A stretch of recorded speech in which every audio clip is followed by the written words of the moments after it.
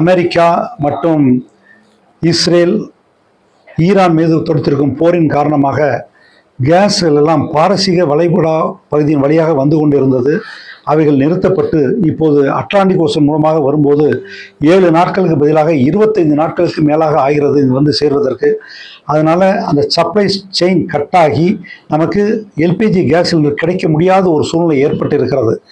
Oil கம்பெனிகள்லாம் இன்னும் 1 or 2 டேஸ்க்குள்ள 100% நிறுத்தி விடுவோம் என்கின்ற அளவிற்கு லெட்டர்ஸை கொடுத்துருக்குறாங்க.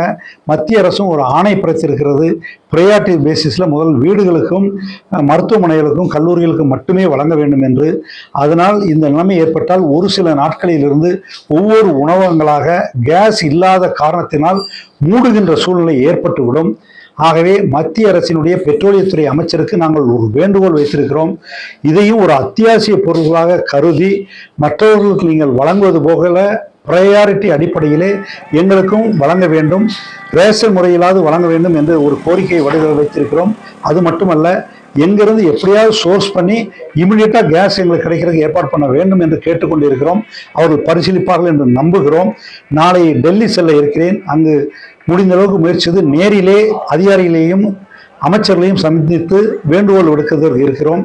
ஸ்டேட் கவர்மெண்டை பொறுத்தளவிலே 2 வேண்டுகோளை வைத்திருக்கிறோம். இதை அத்தியாவசிய பொருளாக உடனடியாக அறிவிக்க வேண்டும் என்றும், கேஸ் சிலிண்டருக்கு ஒரு ஆல்டர்னேட்டிவாக போக வேண்டும் என்றால் ஒரு குறைந்த இடைவெளிக்கு அப்புறம் நாங்கள் போனோம்னா கூட இண்டக்ஷன் ஸ்டவ் தான் அடுத்த ஆல்டர்னேட்டிவ். இண்டக்ஷன் ஸ்டவ் வேணால் பவர் சப்ளை வேணும். உடனடியாக அந்த பவர் சப்ளையும் இன்க்ரீஸ் பண்ணி கொடுக்கணும். அதுக்காண்டி எந்த பெனால்ட்டியும் போட்டக்கூடாது. எக்ஸஸாக யூஸ் பண்ணால் உயரழுத்த மின்சாரத்திற்கு வெளியில் இருந்து நாங்கள் வாங்கிக் கொள்வதற்கு ஒரு வாய்ப்பை அளித்திருக்கிறது. அதே போல் குறைந்த மின்னழுத்த மின்சாரத்திற்கு எல்டிக்கும் வெளியிலிருந்து வாங்குவதற்கான ஒரு அனுமதியை நீங்கள் வழங்க வேண்டும்.